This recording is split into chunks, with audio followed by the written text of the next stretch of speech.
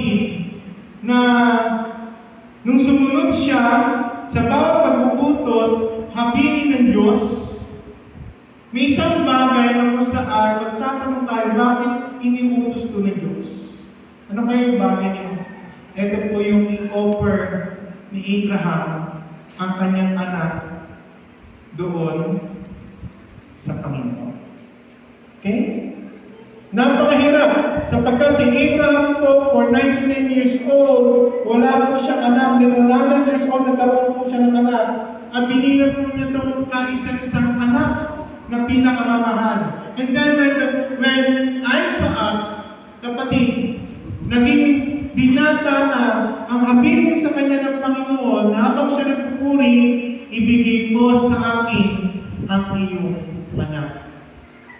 Alam niyo, kapatid, napakahirap no. Pero, ano pang ginawa ni Abraham? Sumunod po siya sa Diyos. Naglakbay po siya papuntang bundok. At doon sa bundok, doon na po niya i-offer ang kanyang anak.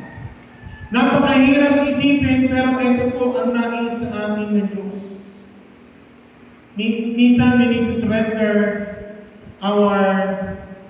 yung tinatawag po natin mahalaga sa atin. Minsan, kailangan po natin surrender yung tinatawag po natin pinahalagahan po natin. At ano kaya yung mga kapatid? Katulad ni Abraham, he loved his son. Ito si Isaac. But when the Lord says to him, offer your son Isaac to me, what Abraham did was to follow without asking why. Tingnan niyo po kapatid. Kung makikita ko natin si Abraham, hindi po siya nagtanong doon sa pagbabasahin po natin in Genesis chapter 12, Genesis 21, Genesis 25, makikita niyo po doon, hindi nagtanong ang Panginoon si Abraham sa Panginoong Diyos. He just only followed. And then dito makikita po natin sa isang pong fighting po. Sa isang pong story, si Hope, ano po, bakit po siya nag-endure sa kanyang pananampalataya? Alam po natin, at dalas ko nasasabi sa inyo, si Hope is a righteous man.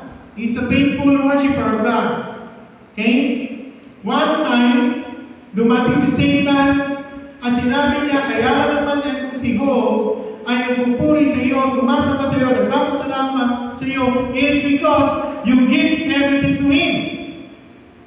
Ayun sinasabi ni Satan. Okay? Now, ito po sabi ng Panginoon.